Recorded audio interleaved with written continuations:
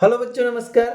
आज का वीडियो आप देख सकते हैं, थंबनेल देखकर ही समझ गए होंगे कि ऐसे बच्चे जो क्लास 11 से क्लास 12 में जा चुके हैं और जो फरवरी 2025 में हमारा 12th क्लास का एग्जाम देने वाले हैं। मगर उसके पहले क्या होने वाला है, तो 1 जनवरी से हमारे क्लास 12th के साइंस प्रैक्टिकल स्टार्ट होने वाले हैं।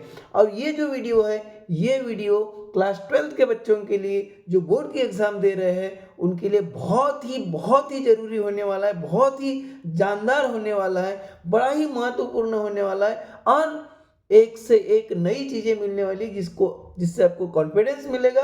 और कॉन्फिडेंस के साथ साथ आप क्या करेंगे कि आपके प्रैक्टिकल में आप अपीयर होने वाले। मगर उससे भी बड़ी बात, क्लास 12 के बच्चे, ऐसे बच्चे जो डमी एडमिशन लिए है, बोलना तो बिल्कुल अच्छा नहीं लगता, जिन्होंने जीरो एडमिशन लिए हुई है। ऐसा कोई एडमिशन होता नहीं है, मगर ऐसा ही एडमिशन आजकल हर जगह हो रहा है। जो क्लास 11 और क्लास 12 में हम क्या करते हैं, किसी कोचिंग क्लास में होते हैं और एक नॉमिनल एडमिशन हमारा क्लास 12 11 और 12 में होता है।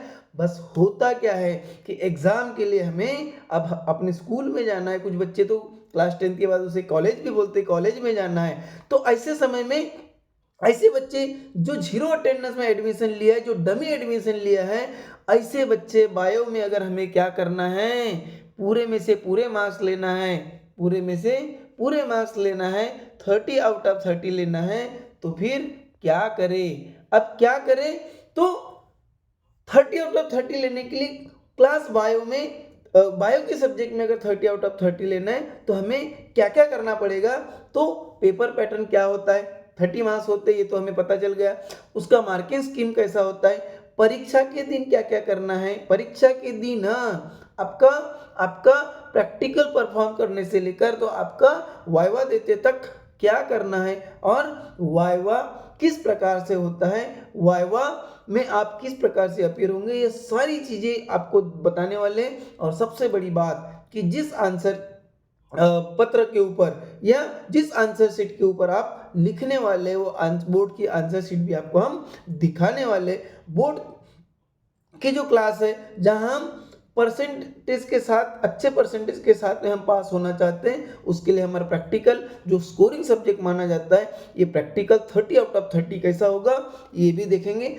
आप ये करते हैं कि स्कूल वालों के ऊपर डिपेंड करते हैं, 30 आउट ऑफ 30 दे देंगे। मगर मेरा पर्सनल अनुभव ये होता है कि स्कूल वालों को भी हाथ में सब कुछ नहीं होता, क्योंकि प्रैक्टिकल लेने के लिए हमारे एक्सटर्नल आते हैं, एक्सटर्नल के साथ ऑब्जर्वर आते हैं, और ये दोनों के दोनों बाहर के स्कूल वाले होते हैं। उस समय में हमारे स्कूल वाले भी ज़्यादा कुछ नहीं कर पाते। और एक्सटर्नल की भी प्रॉब्लम ये होती है कि प्रत्येक बच्चे को 30 आउट ऑफ 30 नहीं दे सकता, अदरवाइज बोर्ड से उनको क्या आ जाएगा, लेटर आ जाएगा कि भाई साहब, how it is possible, all the students are getting 30 out of 30। ऐसे समय में कुछ ना कुछ बच्चों के मार्क्स काटते हैं। हम चाहते हैं कि कुछ बच्चों के जो मार्क्स कट गए हैं, उन बच्चों में हमारा नाम ना रहे। तो बड़े शॉर्ट वीडियो बनाएंगे और आगे बढ़ेंगे ओटी सर के साथ में। बस आपको क्या करना है कि ऐसे ही अलग अलग सब्जेक्ट का, चाहे वो फिजिक्स हो, केमिस्ट्री हो, बायो हो, फिजिकल एजुकेशन हो, इवन इंग्लिश का जो एएसएल है उसके भी साथ हम कैसा डील करें, ये सारी चीजें ओटी सर अपने यूट्यूब चैनल के माध्यम से आप तक ला रहे हैं। अगर आप हमारे चैनल पर नए हो तो अभी हम बता देते हैं कि ओटी सर के ओवर टाइम के लिए आप क्या करिए, एक लाइक कर दीजिए, सब्सक्राइब जरूर कर दीजिए, और अपने दोस्तों को भी क्या करते रहिएगा, शेयर करते रहिएगा। तो चलो स्टार्ट करते हैं कि बायो में अगर हमें 30 आउट ऑफ 30 लेना है तो हमें क्या करना पड़ेगा। तो सबसे पहले तो ये है कि हमारा जो पेपर पैटर्न है, वो पेपर पैटर्न समझना पड़ेगा। तो चलो पेपर पैटर्न समझते हैं। पेपर पैटर्न समझने के लिए आप देख सकते हैं सिलेबस, ये बोर्ड का दिया हुआ सिलेबस है। इस सिलेबस में ऑलरेडी यहाँ पर दिया हुआ है सिलेबस। यहाँ पर देखेंगे कि प्रैक्टिकल के लिए भी जो समय जो अलाउ होता है वो 3 आवर्स का होता है, मैक्सिमम मार्क्स 30 होते हैं।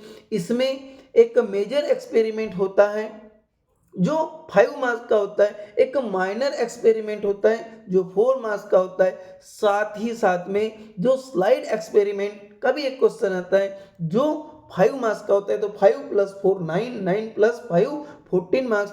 साथ ही साथ में एक्सपोर्टिंग वाला आपको क्या होता है, क्वेश्चन आता है। डरने की बिल्कुल बात नहीं, इसका एक हम क्वेश्चन पेपर भी देखेंगे, प्रैक्टिकल का एक क्वेश्चन पेपर भी देखेंगे। बस हमने क्या करके रखा है, किसी स्कूल की डिग्निटी कायम रहे इसलिए स्कूल का नाम हटा दिया है, यानी हाइड करके रखा है। बाकी क्वेश्चन पेपर हमने अब तक पहुंचाने का प्रयास करा है। तो स्पॉटिंग के भी 7 मार्क्स हो जाएंगे। तो इस प्रकार से 14 + 7 कितना हो गया, 21 मार्क्स हो गया।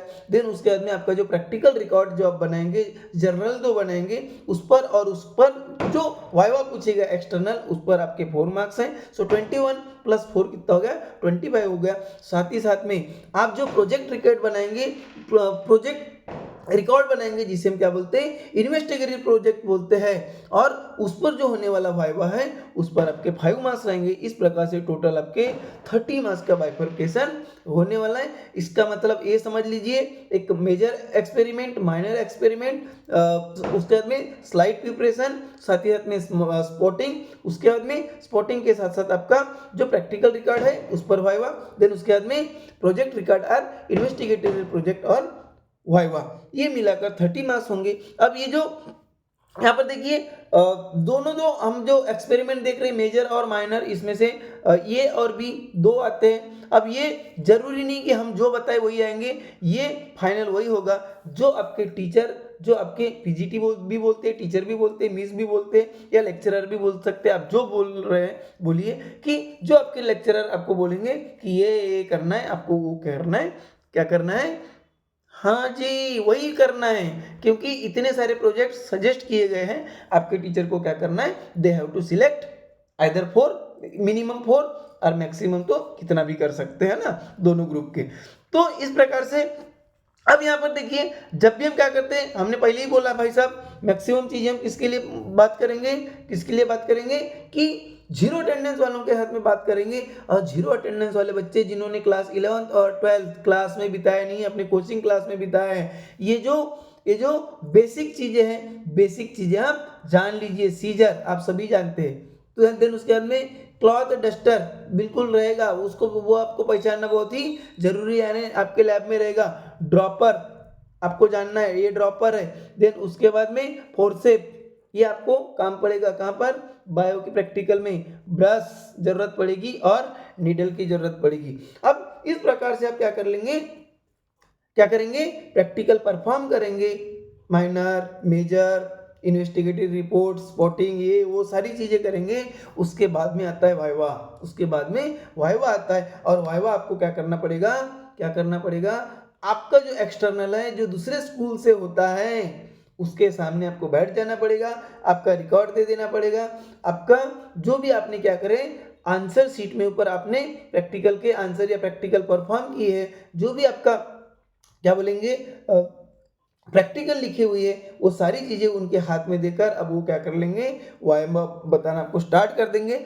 अब वाइवा तो उनकी इच्छा है, वो कुछ भी पूछ सकते हैं, वो तो अंतर्यामी है। बस कुछ जो जरूरी, जो इंपॉर्टेंट, जो क्या बोलेंगे हम, क्वेश्चंस रहे जो वाइवा में पूछे जाते हैं, कुछ इंपॉर्टेंट क्वेश्चंस हम ओटी सर को थोड़ा सा साइड में कर लेते हैं। कुछ इंपॉर्टेंट क्वेश्चंस हमने यहाँ पर किया है, बस आप क्या कर लीजिए, आपको अगर लगता है तो इन क्वेश्चंस का क्या कर लीजिए, स्क्रीनशॉट आप ले सकते हैं, तो स्क्रीनशॉट ले लीजिए। और मैक्सिमम समय में ये नहीं बोलेंगे कि भाई साहब वो तो उनकी जो इच्छा है वो पूछ सकते हैं, मगर मैक्सिमम समय ये जो क्वेश्चंस है ये बड़ी फेवरेट क्वेश्चंस होते हैं, जो बायो के जो पीजीटीज आते हैं, मैक्सिमम जो वाइवास है इन क्वेश्चन के बेस पर पूछा जाता है। आप होप आपने इसका स्क्रीनशॉट ले लिया होगा।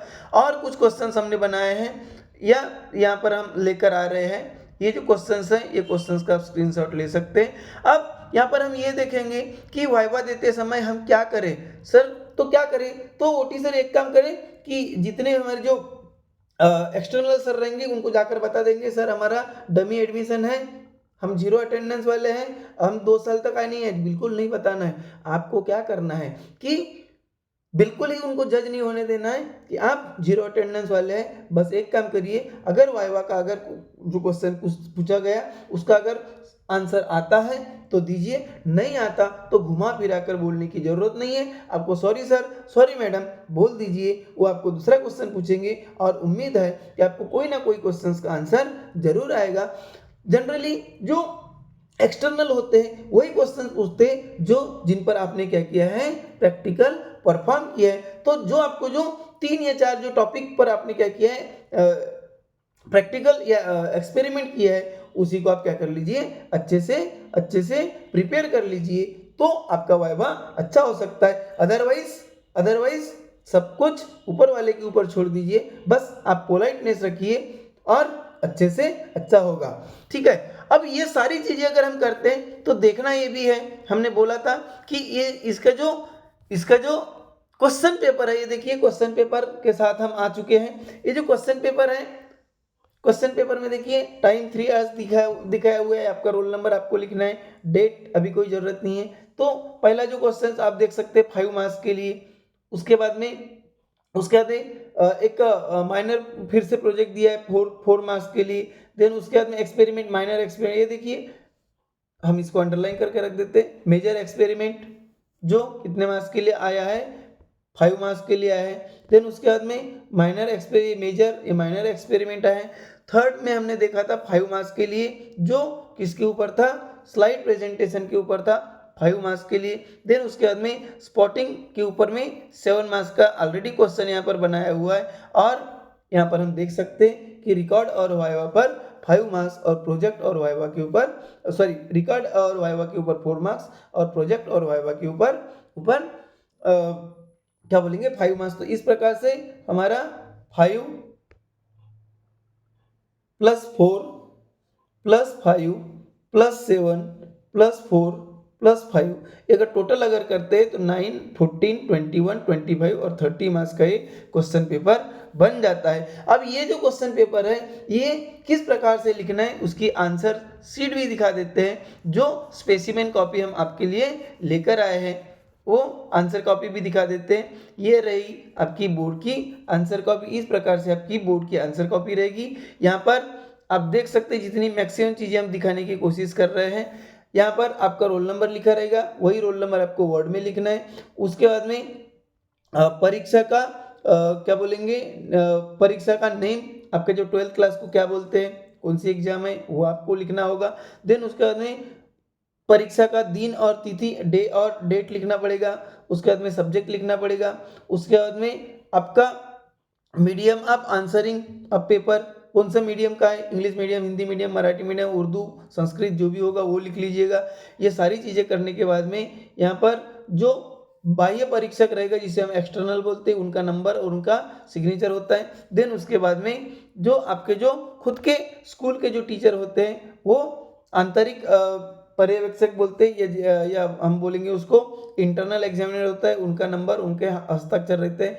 आप जितने भी आपको मार्क्स आएंगे, यहाँ पर आपके मार्क्स लिख दिए जाएंगे। ये मार्क्स 30 आप 30 में से रहेंगे। आपको जितने भी मार्क्स मिलते हैं, चाहे 28 मिले, 29 मिले, उनका वर्ड में यहाँ पर लिखा रहेगा। तो ये हो गया हमारा फ्रंट पेज, और फ्रंट पेज के बाद में आप जहाँ पर आंसर लिखेंगे वो पेज किस प्रकार से रहेगा, तो वो वाला पेज इस प्रकार से रहेगा। होप आपको ये जो प्रैक्टिकल एग्जाम है, हर सब्जेक्ट का जो पैटर्न होता है, हर सब्जेक्ट का पैटर्न बिल्कुल ही अलग अलग होता है, और अलग अलग सब्जेक्ट का जो पैटर्न है हमने बताने का कोशिश किया है।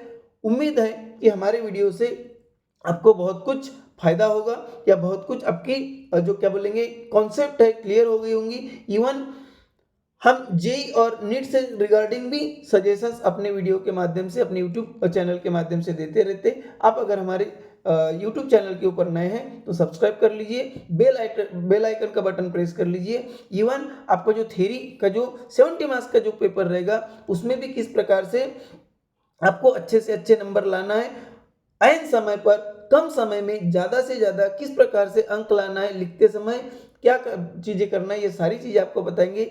इसी के साथ साथ जेई और नीट का भी गाइडलाइन जितना हो सके उतना देने का हम प्रयास करेंगे। फिलहाल के लिए इतना ही, फिर हम मिलते रहेंगे। नमस्कार।